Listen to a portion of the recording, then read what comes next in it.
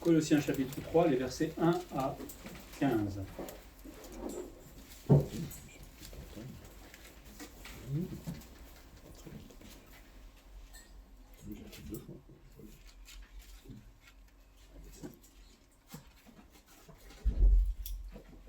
C'est bon?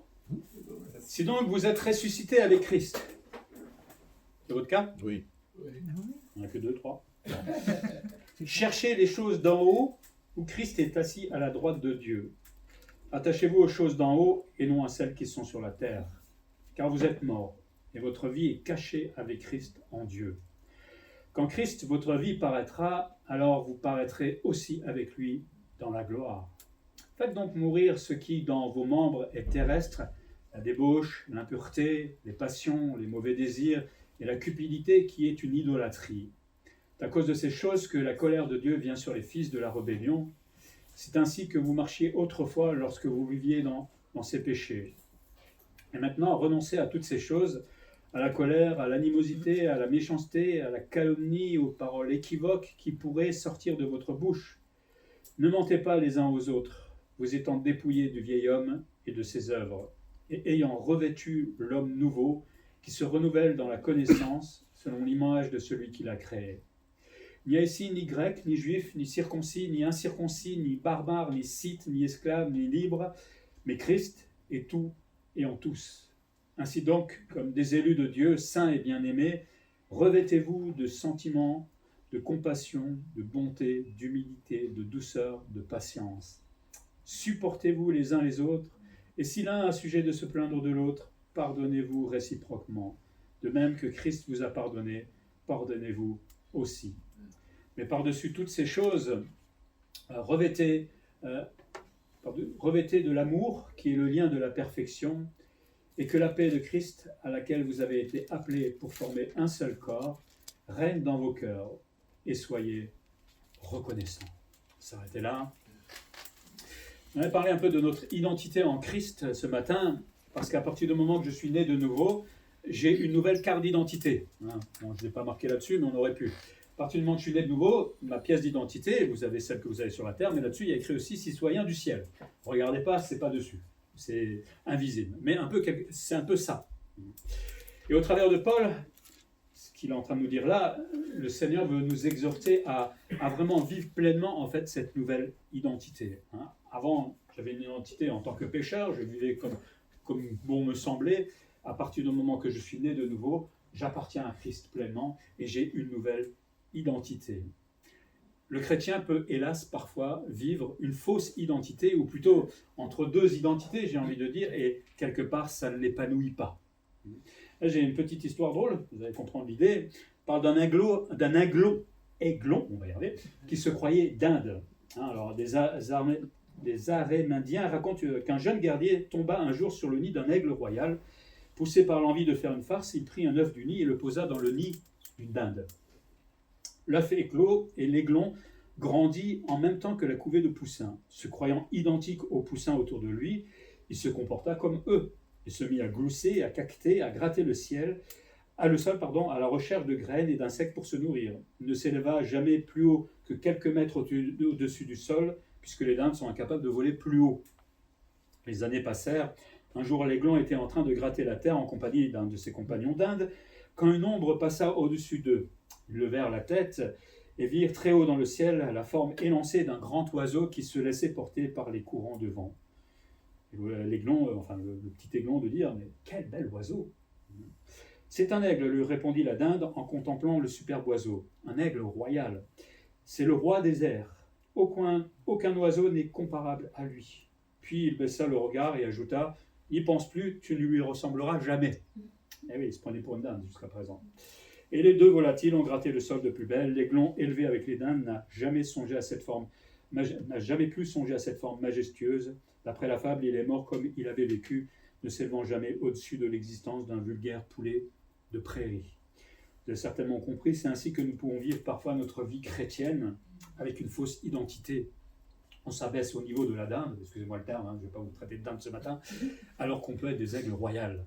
Mais voilà, le Seigneur, ce qu'il veut, c'est que nous nous épanouissions pleinement dans cette identité qu'il nous a donnée à la nouvelle naissance. Et On va voir un peu tous les privilèges aussi ce matin. Première chose que Paul nous apprend, c'est que notre identité, elle est céleste. Hein, on a une identité sur la terre, on est français ou peut-être d'une autre nationalité, mais on a une autre nationalité, elle est céleste. Les choses d'en haut, c'est celle-là que je dois chercher. Comme il le dit dans les 2 premiers versets, chercher les choses d'en haut. Chercher, le terme veut dire rechercher, désirer, questionner. Ce n'est pas quelque chose qui va vous tomber sur le coin de la figure un matin, simplement, c'est faire un effort.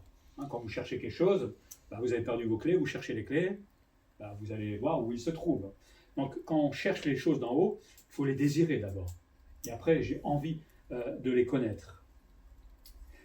Affectionner aussi les choses d'en haut, dit Paul, c'est penser, concevoir, aspirer.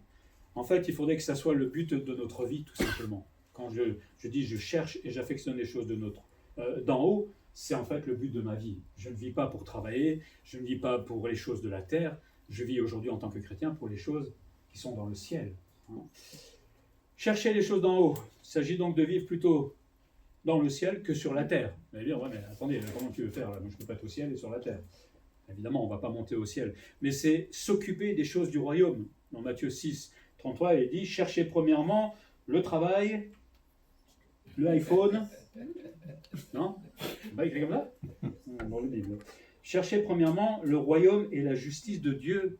Et toutes ces choses dont je parlais tout à l'heure vous seront données en plus. En tant que chrétien, je ne cherche pas simplement à m'enrichir, etc.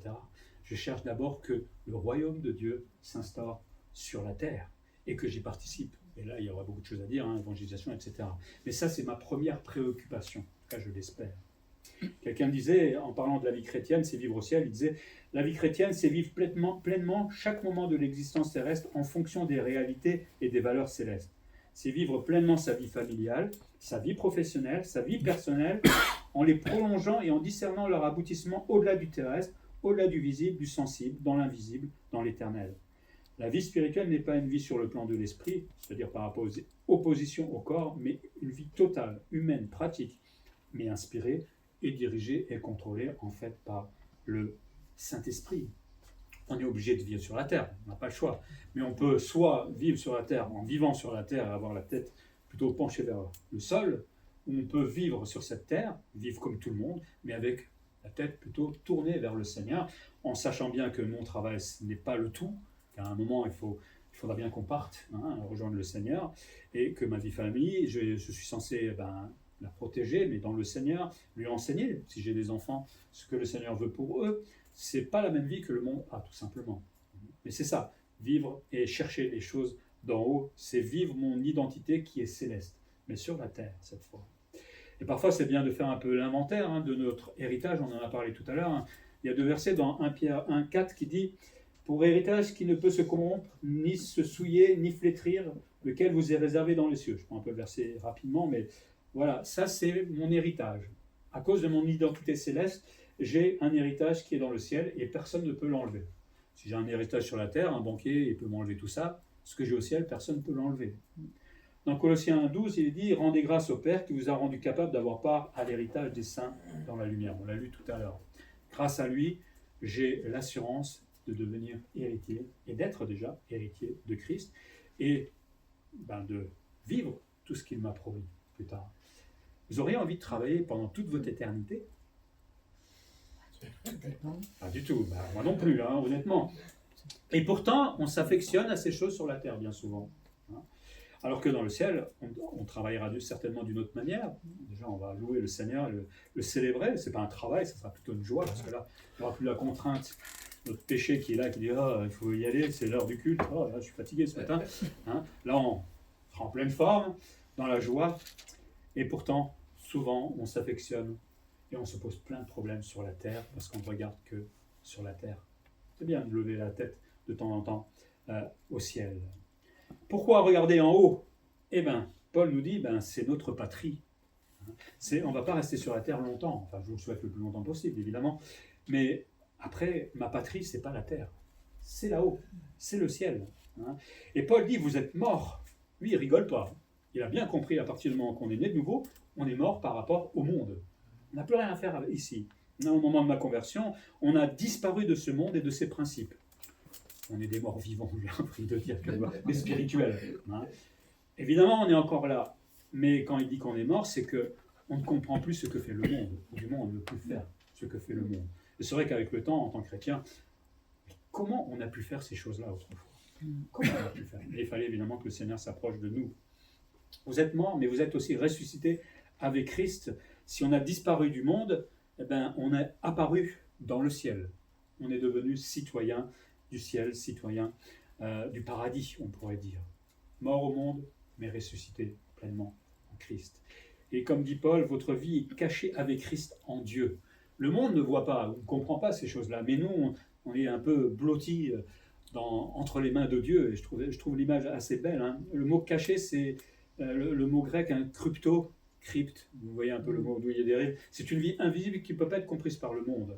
Hein, quand vous dites que vous êtes chrétien, que vous ne faites pas ci et ça, le monde, il est bizarre, ce monsieur-là. Et on devient un peu invisible pour le monde parce qu'on ne fait pas comme eux. Donc forcément, on ne suit pas leurs principes. Mais nous, on vit cette vie invisible, entre guillemets, avec notre nouvelle identité, parce que nous, on sait qu'il y a une gloire qui nous attend. Cette gloire, le jour où le Seigneur nous glorifiera, cette gloire, évidemment, elle se fera aussi le jour où Jésus va revenir sur la terre. Vous pourrez dire à votre voisin qui ne croyait pas depuis tout le temps, maintenant tu vois Jésus. Et là, c'est peut-être trop tard pour toi. Il fallait croire avant. Mais notre vie, quelque part, elle est christocentrique. Christocentrique, ça veut dire que tout est centré sur Christ. Et quand on y réfléchit un petit peu, le matin quand je me lève, la première chose que je fais, c'est, à part brosser les dents, j'espère, je pense à Dieu. Seigneur, voilà, je te présente ma journée. Si vous avez l'occasion de prier, de lire la Bible, si vous le faites le soir, c'est pareil. Mais après, quand je vais au travail, le Seigneur est toujours là. Hein. Quand il y a des difficultés, je dis Seigneur, aide-moi, parce que voilà. Hein. Quand vous revenez à la maison avec la famille, Christ est toujours là, parce qu'on veut prier pendant le repas, ou on veut peut-être chanter avec les enfants, ou on veut peut-être lire la Bible avec eux. Enfin, Christ est toujours là, en fait. Et puis la nuit, même quand on dort, il règne, il demeure sur nous. Hein. Celui qui garde Israël, il est là. Même quand on ne le sait pas, il est toujours là et on pense toujours à lui d'une certaine manière. Donc ma vie est totalement christocentrique, Christ est au centre de tout ce que je fais. Finalement, pour le chrétien, le présent comme l'avenir se passe dans le ciel. C'est pour ça que je parlais tout à l'heure de ceux qui ne vivent pas pleinement leur identité. Si vous êtes chrétien et que vous êtes toujours là, parce qu'il y a les soucis de la terre, parce que j'ai pas ci, parce que j'ai pas ça. Mais c'est pas ça que le Seigneur veut dans notre vie. Et forcément, on va marcher là, un clopi-clopant. Et c'est triste d'être chrétien comme ça, alors que c'est pas du tout ce que le Seigneur veut pour nous. Alors je dis pas qu'on est toujours plein de joie, hein, il y a des difficultés, il y a des épreuves, mais quand même, voilà la différence. Paul continue au verset 5 à 7, il dit « Ne vous affectionnez pas aux choses d'en bas, faites mourir l'amour pour le monde. » Pourquoi il dit ça à des chrétiens? Moi, j'aime pas le monde. Et pourtant, si, tout le monde aime l'argent. Si on vous proposait demain de ne plus avoir de travail, de ne plus avoir d'argent et de vivre pauvre, vous êtes d'accord? Là, il y a moins de... Ouais. Eh oui, pourtant la Bible nous dit que le contentement, c'est le vêtement et la nourriture. Il y a plein de chrétiens qui le vivent comme ça dans le monde et qui sont heureux. Vous allez en Afrique, des fois, dans des pays pauvres, ils sont plus heureux que vous parce qu'ils se contentent de ce que le Seigneur leur donne. Vous voyez qu'on est encore... On s'affectionne encore aux choses d'en bas. Je ne dis pas qu'il faut arrêter de travailler demain. On est bien d'accord, parce que le Seigneur nous donne, c'est aussi une bénédiction. Mais est-ce qu'on comprend le lien qu'on a des fois avec ces choses-là encore? Et là, je ne parle que du travail. On pourrait parler de beaucoup de choses. Paul dit, faites mourir. Hein, car nous sommes morts par rapport à toutes ces choses-là. Et ce qu'il veut, c'est qu'on vive ce que nous sommes. Quand on arrive à être détaché pleinement de l'argent, si on y arrive en tant qu'être humain, on est libre. Vous imaginez la liberté? Si l'argent n'a plus aucun pouvoir pour moi et que j'arrive à être sans l'argent, sans plein de choses autour de moi, mais alors là, vous avez une liberté que peu de monde connaissent. Mais on est contraint. Faites mourir les membres qui sont sur la terre, c'est-à-dire ceux qui exploitent les travers et les vices de ce monde. Là, je parle d'argent, mais il y a plein de choses hein, qui nous attirent encore aujourd'hui et auxquelles nous sommes attachés.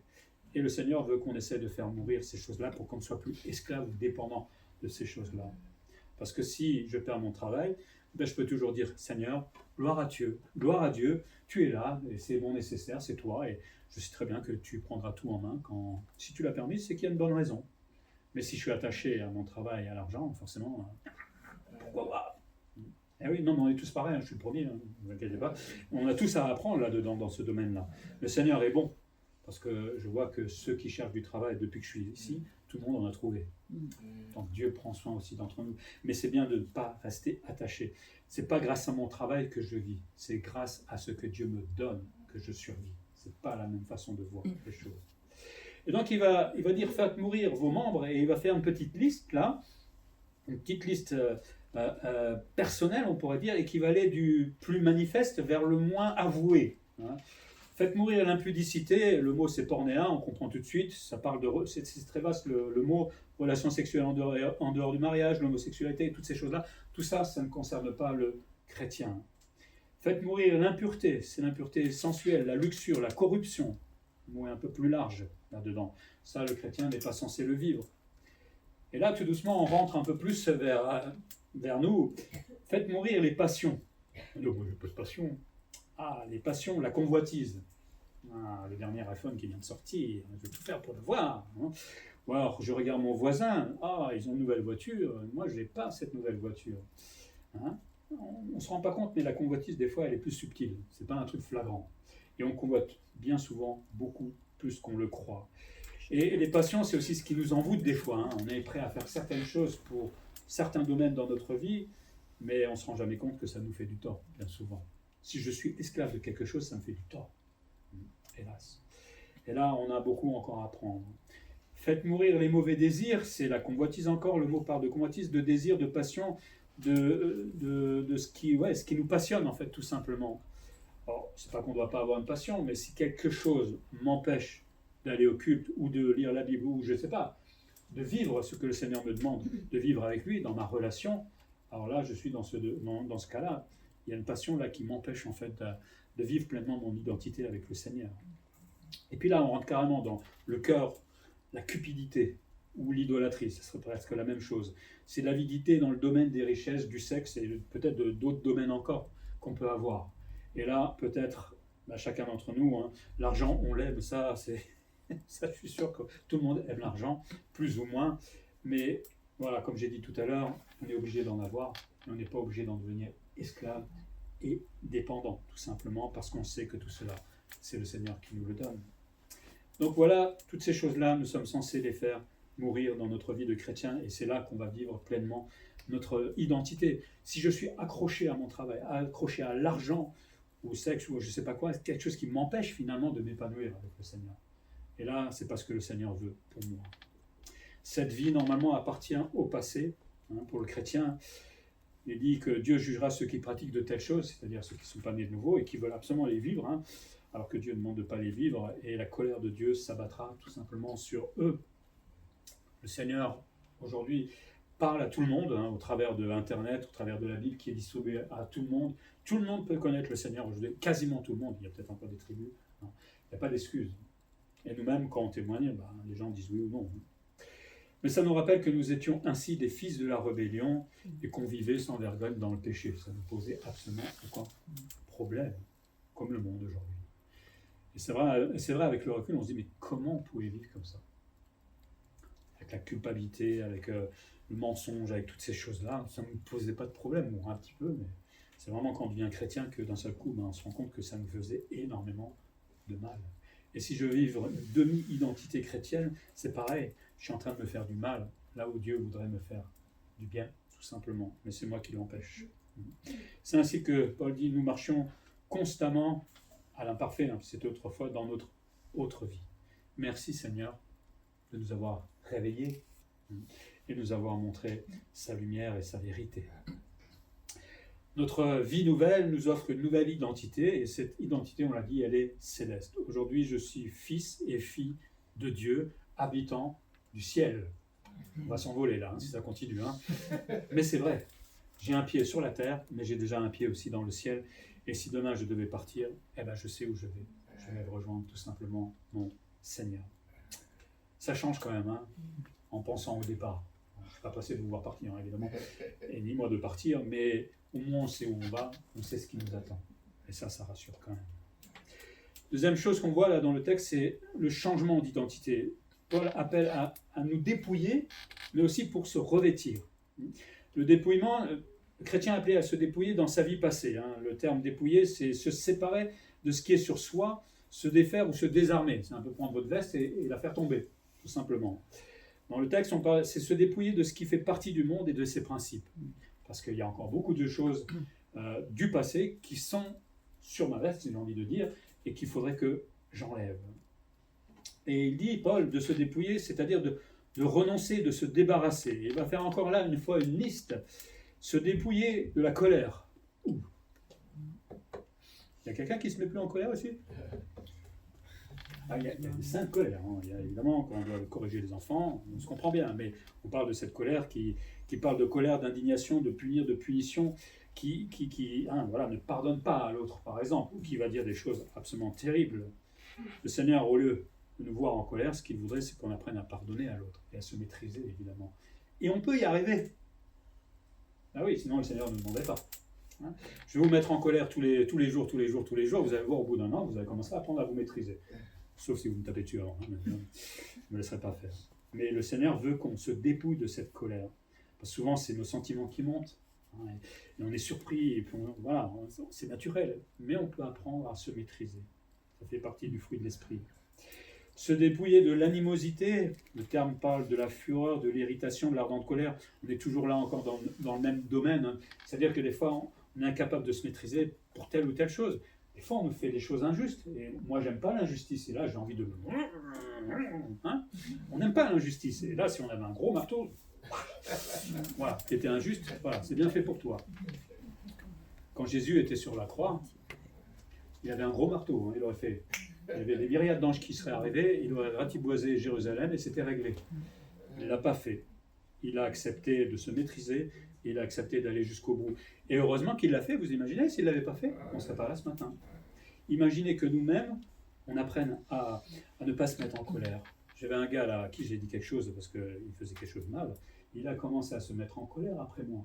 Ça bouillit au fond de moi. J'étais grand comme ça.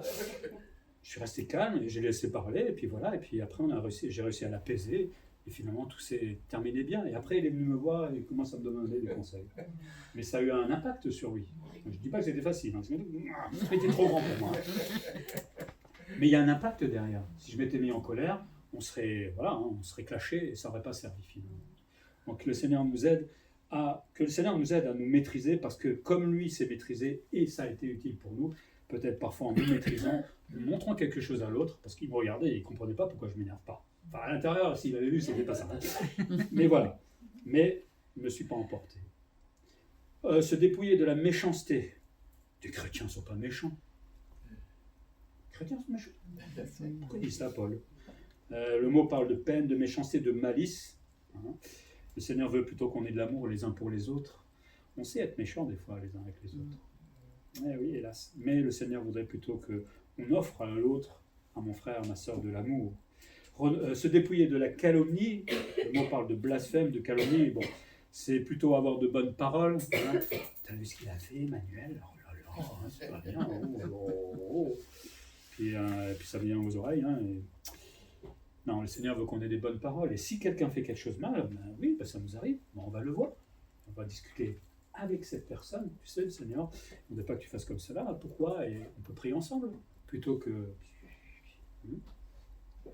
Se dépouiller des paroles déshonnêtes, ça parle d'un discours infâme, obscène, des grossièretés. On ne se voit pas dans l'Église dire les choses qu'on entend dans le monde, on est bien d'accord. Ça ne veut pas dire qu'on ne peut pas rigoler un petit peu, hein, et peut-être se moquer un petit peu les uns des autres. Alors je m'entends, d'accord, il y en a qui sont plus ou moins susceptibles. Mais voilà, qui on est des fois, hein, pour être susceptible à ce point-là. Moi, j'aime bien me moquer de moi-même. Voilà, pas de problème. Hein. Si on est tellement susceptible, c'est qu'il y a un petit problème d'ego aussi. Alors, on ne va pas se moquer les uns des autres, on est d'accord, mais pas se dire des insultes ou je ne sais pas quoi. Et puis, se dépouiller du mensonge. S'il dit ça, ça veut dire que les chrétiens mentent les uns vis-à-vis des autres. On peut mentir de mille et une manières, on peut le faire de façon directe, mais on peut faire semblant d'être spirituel aussi.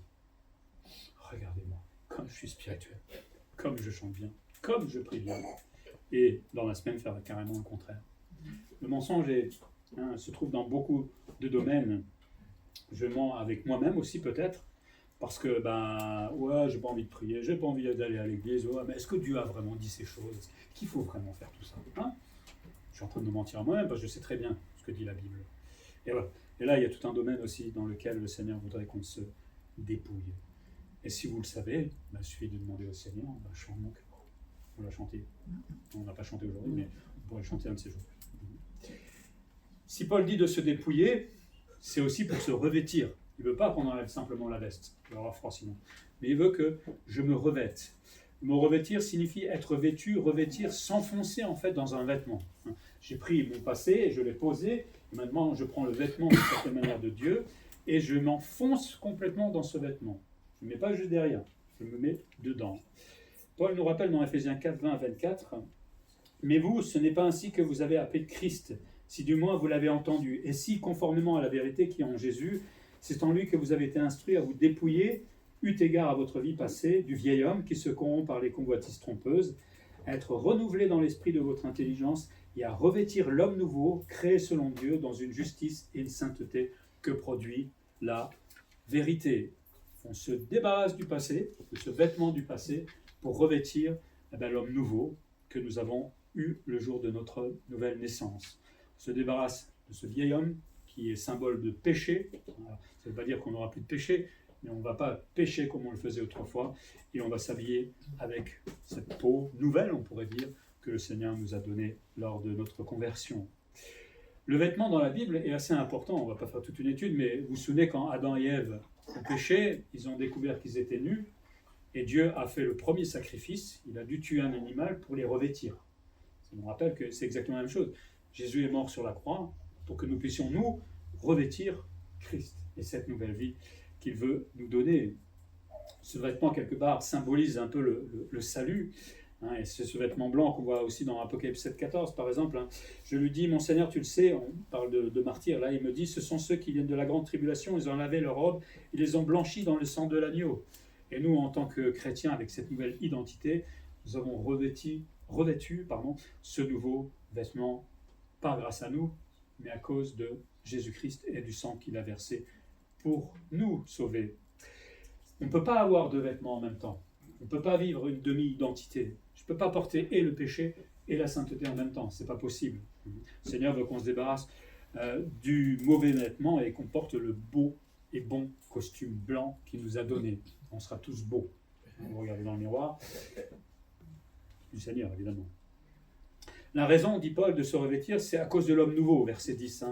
L'homme nouveau, c'est l'antithèse du vieil homme. Les deux ne correspondent pas. Et on ne peut pas normalement faire vivre les deux.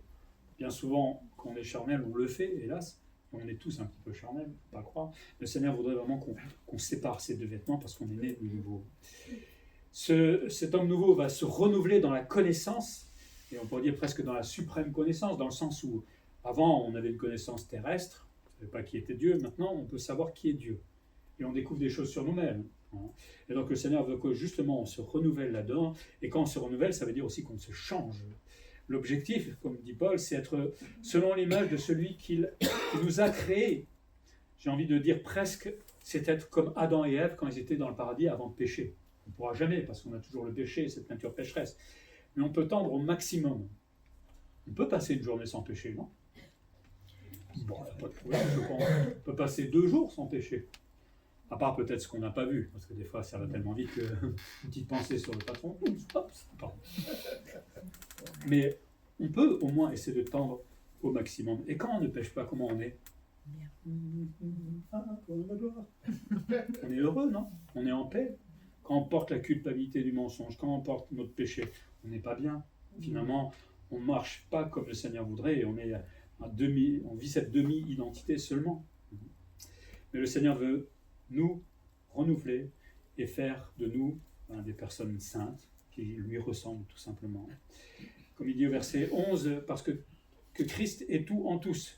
Ce qui est formidable avec le Seigneur, c'est qu'on est tous au même niveau. Je le dis souvent, mais c'est bien de se souvenir, on est tous des pécheurs à la base, et nous avons tous été graciés de la même manière. Il n'y a personne qui est plus spirituel ici ou moins spirituel. On est tous sur la même ligne. Et heureusement, c'est bien.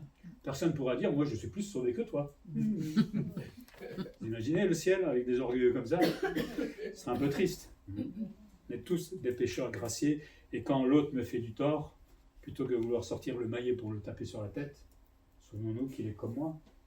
Peut-être là, il s'énerve après moi, mais moi je me suis énervé après quelqu'un. Ça arrive. Donc, pardonnons-nous, tout simplement. Rappelons-nous que nous sommes sur la même ligne. Et Paul dit, il n'y a plus de distinction ni raciale, ni religieuse dans l'Église, ni culturelle, ni hiérarchique ou sociale. On est tous pareils. Vous pouvez être PDG, vous pouvez travailler comme balayeur, devant Christ on est pareil. Et il n'y a pas à dire, moi je suis PDG, toi tu es que balayeur, donc toi tu fais ci, ça. Non, on est pareil devant le Seigneur. C'est génial quand on y réfléchit. Quand on compare le monde, qui cherche toujours à être le premier, qui se bat pour être le premier, là je le vois en ce moment, ça commence à chauffer. C'est horrible. Alors que dans l'Église, on est tous pareils. Il fallait y penser. Merci Seigneur. Ne nous regardons pas à nous-mêmes, mais tout simplement à Christ, comme dit Paul, qui est tout pour nous. Si je me regarde à moi, j'ai mon orgueil, j'ai ma situation par rapport aux autres, mais si je regarde en Christ seulement, ben finalement, on regarde tous dans la même direction et on ne se compare pas, on est pareil. On n'a pas à s'envier ou à se comparer les uns aux autres. Et tout cela à cause de notre élection, verset 12, parce que nous sommes appelés les élus de Dieu. Non pas que Dieu m'ait choisi, moi, Emmanuel, mais il ne veut pas choisir l'autre. C'est sur la base, évidemment, de notre conversion que nous sommes appelés des élus. Quand nous sommes nés de nouveau, nous devenons ces élus. Mais Dieu a choisi de sauver des gens à cause de Jésus-Christ. Et à partir du moment qu'on accepte cela, évidemment, on peut être appelé élu. Des gens qui sont nommés des saints. Souvent dans l'Église catholique, on entend les saints, etc., parce qu'il faut être béatifié, mais c'est des bêtises tout ça, parce que moi, en tant que né de nouveau, je suis appelé par Dieu saint. Je suis saint.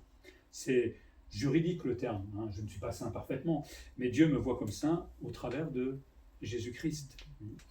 Il veut des chrétiens consacrés qui sont mis tout simplement à part pour Dieu et qui peuvent le servir. Et j'aime beaucoup encore dans ce verset 12, il dit des bien-aimés. Essayez d'imaginer Dieu qui vous dit comme cela, qui murmure à l'oreille, mon bien-aimé. Oh, Seigneur, tu as vu tout mon péché encore et tout ce que je fais. Il m'appelle mon bien-aimé. C'est formidable, hein? Nous sommes des rachetés qui sont aimés d'un amour divin. De temps en temps, il faut s'arrêter et réfléchir à ça parce que c'est formidable quand on y réfléchit. Le Seigneur m'aime. Il l'a déjà démontré sur la croix, mais il le démontre chaque jour. Parce que quelle patience il doit avoir avec chacun d'entre nous quand on se laisse aller, quand on pêche, quand on ne fait pas ce qu'il veut. Ah là là, Dieu nous aime. Donc Paul nous rappelle que se revêtir, c'est vivre tout simplement l'homme nouveau, c'est vivre pleinement cette nouvelle identité que nous avons en Christ. Et il faut en profiter. Et une troisième chose que nous apprend ce texte, c'est le caractère de notre identité, ou plutôt comment se comporte celui qui a revêtu le nouveau vêtement.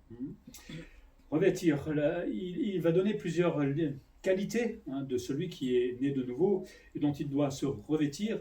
Alors, il ne s'agit pas de seulement les cultiver, d'y penser, il faudrait qu'un jour que... Il s'agit, c'est pas de laisser la veste à côté en disant un jour je vais la mettre, un jour. J'ai déposé l'autre, la salle, j'ai déposé là. Ce qu'il veut, c'est qu'on la porte tous les jours. Et il dit revêtez-vous d'entrailles. Les entrailles, c'est le siège des émotions dans le grec. Il veut qu'on se revête de beaucoup de miséricorde. Plein de miséricorde. Une profonde miséricorde pour l'autre. Et quand on a une profonde miséricorde et que l'autre vous embête, vous ne pouvez pas vous énerver. Parce que vous êtes plein de miséricorde. Je sais qu'il est pécheur, il est jeune chrétien peut-être, il a des choses à apprendre. Allez, plein de miséricorde, comme le Seigneur pour moi, je lui pardonne. C'est tellement plus simple, on règle plus vite les problèmes que tu dis, oh celui-là tu vas voir, je vais me venger dans 10 ans. Le Seigneur a plein de miséricorde pour nous aussi tous les jours. Il nous voit chuter. Qu'est-ce qu'il fait? Il descend du ciel pour nous taper sur la tête. Il nous fait le reproche. Oui, par le Saint-Esprit un peu, mais après, si on demande pardon, et il nous pousse vers le pardon en plus, il nous fera miséricorde. De la même manière, ayons de la miséricorde les uns pour les autres, et même pour le monde. Revêtir de bonté, c'est-à-dire d'altruisme, se préoccuper de l'intérêt des autres. Naturellement, on se préoccupe de nous. C'est légitime, quelque part. Mais moi, toi, moi.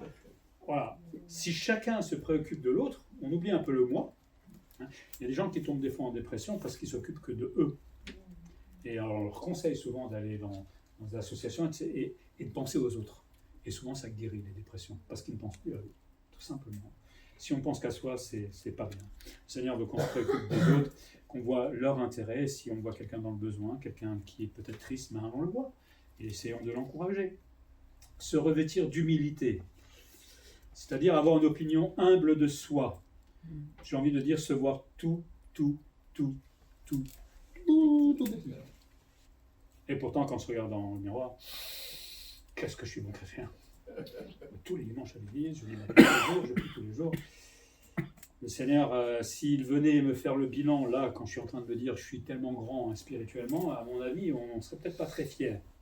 Donc, il vaut mieux des fois avoir une opinion humble de soi, se voir vraiment tout petit devant le Seigneur, et de toute façon, nous le sommes, c'est une réalité, et rester modeste. Comme ça, je ne me compare pas aux autres. Comme ça, là, dans ce cas-là, il faut se regarder soi-même, là, hein. Se regarder devant le Seigneur et cultiver cette humilité. Et si tout le monde est humble, qu'est-ce qui se passe? Il n'y a plus de dispute. On va s'ennuyer. Oh ben non, hein. Moi je suis heureux qu'on se dispute. Mais quand on se dispute, c'est parce que notre orgueil est là, parce qu'on veut se venger, parce que si et ça. Mais si je suis humble devant, que je me dis tiens, le Seigneur me pardonne, ben moi aussi je vais lui pardonner de la même manière, quoi qu'il m'ait fait. Alors ça change complètement et ma vie et la vie avec les autres. Se revêtir de douceur, c'est avoir de la gentillesse, l'aimabilité, de la douceur. Alors c'est pas être gna-gna. Moi j'avais appris ça autrefois quand je voyais les chrétiens qui se faisaient toujours avoir par tout le monde, etc. Parce qu'ils devaient être gentils, soi-disant. Non, le Seigneur était gentil avec tout le monde, mais il reprenait aussi ceux qui étaient injustes. Et assez sévèrement même des fois. Et si quelqu'un est injuste avec moi, je ne vais pas être gentil en disant vas-y, tu peux. Non. Sauf quand on ne peut plus, hein, si on devient martyr, évidemment. Être gentil, c'est être aussi juste avec l'autre. Et puis, plein de patience. Wow. Ça commence à être long, la liste, là. Hein. Plein de patience, c'est avoir de l'endurance. Être patient, ne vous dites pas que vous êtes patient parce que pour une fois, quelqu'un vous a embêté, vous allez dire « je me suis maîtrisé, c'est réglé ». S'il revient 3 fois, 4 fois, 20 fois dans la journée, il faudra toujours être dans la patience, parce que la patience, ça parle d'endurance, de persévérance, de lenteur à se venger de l'autre et de ses fautes. Hein, il faut courir, il faut être endurant. Et puis il dit « supporter les autres ». Pourquoi il dit ça ? Les autres sont tellement gentils avec moi, non? Et pourtant, elle le dit. Hein. Se supporter les autres, c'est tenir fermement, constamment et avec courage. Et là, on est dans le contexte des frères et des sœurs, pas du monde. Je dois supporter mon frère ou ma sœur, et surtout le pasteur, hein, surtout lui, tout le temps, fermement. Et si j'ai sujet de me plaindre du pasteur, ben, il dit, pardonne-lui. On va le voir déjà, hein, si tu as un problème avec moi, viens me voir, hein, il n'y a aucun problème. Mais après, on va se pardonner les uns les autres. C'est remettre, parce que pardonner veut dire remettre la dette de quelqu'un. Là, on parle de seulement si j'ai à me plaindre de quelqu'un. Il ne m'a pas dit bonjour, hein, dimanche, le pasteur, il ne m'aime plus. Non, c'est complètement faux. Allez le voir, si vraiment il ne vous aime plus, il vous le dira. Mais je ne pense pas que je sois appelé à ne pas aimer quelqu'un. Mais voilà. Se supporter les uns et les autres, c'est si quelqu'un m'a peut-être fait une mauvaise remarque, j'ai mal compris ce qu'il veut me dire, plutôt que partir dans le jeu du diable et commencer à m'imaginer un tas de choses, ok, on apaise, je lui pardonne, au pire s'il faut, je vais aller lui parler gentiment et régler et remettre la dette. Se revêtir d'entrailles et de miséricorde, de bonté, d'humilité, de douceur, de patience, supporter les autres, pardonner comme Jésus a pardonné, voilà ce que le Seigneur veut que l'on revête comme vêtements. Et au verset 14, il dit de revêtir aussi la charité, l'amour, c'est s'enfoncer profondément dans le vêtement de l'amour. Ah, si on pouvait avoir plus d'amour, plus d'amour, plus d'amour, ça serait formidable. Hein, dans l'Église, alors bon, si ça serait dans le monde, ça serait encore mieux. L'amour est normalement ce qui compte le plus pour le chrétien, celui qui a cette nouvelle identité. Et je crois qu'il faut y travailler. Aimer, c'est pas facile. Hein. On le voit dans le couple, on le voit avec les enfants, on le voit avec le patron, avec les collègues. C'est pas facile d'aimer. Et c'est pour ça qu'il faut y travailler. Mais si je n'ai pas d'amour, je ne peux pas avoir la miséricorde, la bonté, l'humilité et toute la liste qu'on vient de voir. C'est impossible. Si je n'ai pas d'amour, je ne vais pas pardonner, évidemment. Il parle là, Paul, du lien de la perfection. L'amour est le lien qui conduit en fait à la perfection, qui unit les membres entre nous. C'est parce qu'on s'aime qu'on arrive à s'entendre, non? Sauf si on ne s'aime pas, mais bon. Et le Seigneur veut justement qu'à force d'amour, on se perfectionne les uns les autres. Et quand on est parfait en tant que chrétien, la vie est belle. On ne se dispute plus, on se pardonne beaucoup plus rapidement, on est moins grincheux. La vie est belle, tout simplement, entre frères et sœurs. Verset 15, il dit « Revêtir la paix ». ou alors que cette paix règne dans le cœur de chacun d'entre nous. Le mot grec parle de quel contrôle, on pourrait dire, le cœur, ou quel gouverne le cœur. La paix, ce n'est pas juste un ressenti, c'est quelque chose que je dois conserver dans ma vie et qui doit gouverner ma vie. Alors là, être en paix tout le temps, ce n'est pas évident, surtout si on nous crie dessus. Hein, mais le Seigneur veut qu'on essaye. On est appelé à vivre la paix de Christ et elle doit régner dans notre cœur, pas dans celle du voisin. On aimerait tellement que le voisin soit gentil, qu'il pardonne, qu'il soit exactement comme le Seigneur demande, hein, mais le Seigneur veut que ça commence par moi. Et si chacun commence par soi, va me faire du bien en moi-même, et finalement, elle va se répandre sur les autres. Et si tout le monde fait de la même manière, il n'y a que de la paix, tout simplement. Et l'objectif de cette paix est capital parce que, comme il dit Paul, elle permet de former le corps de Christ. Si l'Église devait se construire avec des gens qui se disputent tout le temps, qui se tapent sur la tête, qui se font la tête, il n'y aurait personne ce matin en fait. Alors ça nous arrive de temps en temps de nous chamailler un peu. Mais s'il y a cette paix, c'est cette paix-là qui va nous souder et qui va permettre de construire tout simplement l'Église, former le corps de Christ. Et c'est pour ça qu'on doit vivre pleinement notre identité et pas qu'à moitié. Parce que si chacun la vit qu'à moitié, ben l'Église elle va avoir du mal à se former parce qu'elle ne sera pas en paix. Et quand, regardez l'Église de Corinthiens, le bazar qu'il y avait là-dedans, tout le monde qui était orgueilleux, qui se tapait dessus, qui ne reconnaissait même plus l'autorité de Paul, c'était pas une bonne ambiance. Et forcément, on ne pouvait pas former, construire ce corps de Christ dans la paix. Toujours verset 15, il dit « revêtir aussi la reconnaissance ». Le mot parle, c'est un apax, comme dit, il est une seule fois en grec dans la Bible, le mot parle d'être attentif aux faveurs. C'est-à-dire être attentif, pas à ce que Dieu me donne, mais à le transformer en faveur. Dieu me fait des faveurs tous les jours. J'ai à manger tout à l'heure. J'ai faim. C'est une faveur que Dieu me fait. Et à moi de la reconnaître.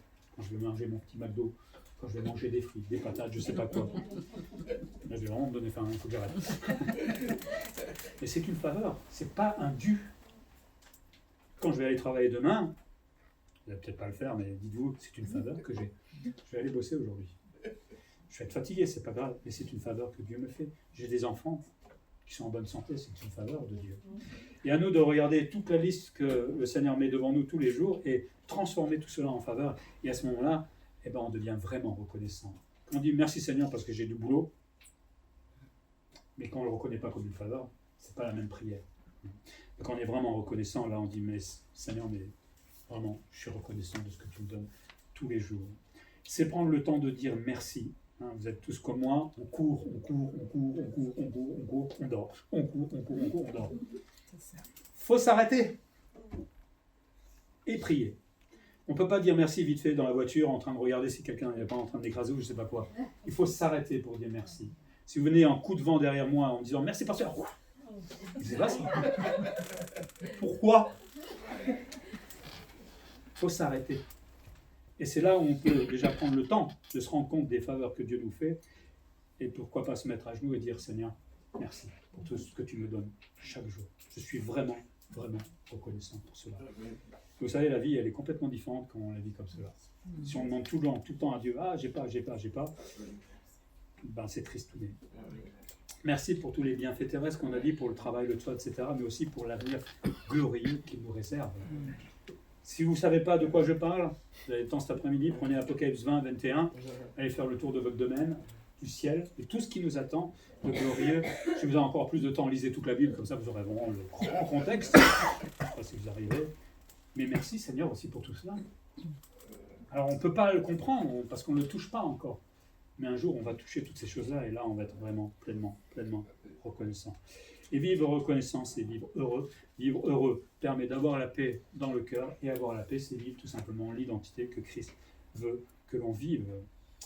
Donc l'identité de ce chrétien se caractérise par le vêtement de l'amour, de la paix et de la reconnaissance. Et c'est ça que je dois avoir tous les jours sur moi. L'amour, la paix et la reconnaissance. Pour terminer, le chrétien vit souvent une double identité. Il marche des fois sur deux chemins, un terrestre, charnel, et un céleste. Et il va à droite, à gauche. Ce que le Seigneur voudrait simplement, c'est qu'on reste dans le chemin qu'il nous a tracé, c'est-à-dire de vivre avec les choses d'en haut, en ayant le regard vers le ciel. Si je veux vivre sur les deux chemins, je ne vais jamais m'épanouir. Je veux dire, ma vie chrétienne, elle est un peu nulle. C'est pas ça que veut le Seigneur. À nous d'identifier pourquoi on est dans cet état, et c'est souvent lié parce que je vis de façon charnelle. Normalement, elle doit être purement céleste. À cause de notre identité, c'est-à-dire de fils de Dieu, nous voulons revêtir justement l'homme nouveau. Parce que j'ai changé, parce que je suis un enfant de Dieu, un bien-aimé de Dieu. Alors je veux garder ce vêtement de l'homme nouveau tous les jours. Et on l'a dit tout à l'heure, on va le voir si c'est vrai ou pas. Vous n'aurez pas ma veste, certainement, mais on va voir si vous avez de l'amour. On va voir si vous avez de la paix, ça se voit sur un visage, quelqu'un qui est en paix. Et on va voir si vous avez de la reconnaissance à Dieu, parce que vous n'allez pas râler tout le temps. Et quand on vit comme cela, alors on est tout simplement épanoui avec le Seigneur. Est-ce que vous voulez vivre dans le passé? C'est pas trop pressé de dire non. Je pense que non, même si des fois on le fait. Ou est-ce qu'on veut vivre pleinement notre identité actuelle? Et pour cela, évidemment, il faut la comprendre, la méditer. Et c'est là où, justement, on va vraiment s'épanouir. Que le Seigneur nous aide à avoir cette nouvelle identité et de nous épanouir pleinement là-dedans. On va prier.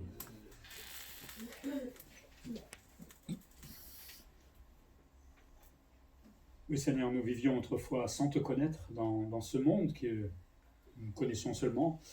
Faisions comme les autres, nous étions dans notre péché sans même nous rendre compte que cela nous faisait du tort et du mal. Mais merci parce que tu t'es approché de chacun d'entre nous et nous as montré la vérité. Nous as montré aussi ton amour, Seigneur, pour nous, malgré nos défauts, malgré tous nos péchés. Tu es plus à nous pardonner, Seigneur, à nous gracier et à nous faire revêtir cet homme nouveau, cette nouvelle identité, Seigneur. Merci parce que tu n'étais pas obligé. Merci parce que tu as payé de ta vie pour que nous ayons cette nouvelle vie.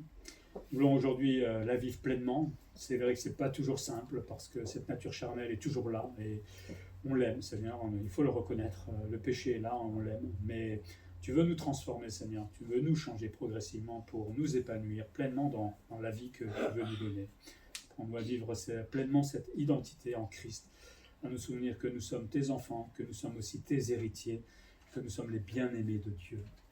Seigneur, nous voudrions tellement que nos voisins, nos collègues, nos familles, nos enfants puissent vivre cela aussi un jour et donne-nous d'être des exemples, de vivre dans la paix, dans l'amour, justement, pour qu'ils voient la différence avec le monde et qu'un jour, ils posent la question, mais comment ça se fait que tu vives comme cela? On n'aura plus qu'à leur parler de toi et pourquoi pas, ils t'accepteront dans leur vie. Merci pour cette nouvelle identité qui nous parle d'un héritage aussi, Seigneur, dans le ciel.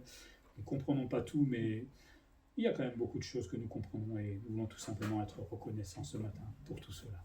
Et en Jésus-Christ. Amen. Amen.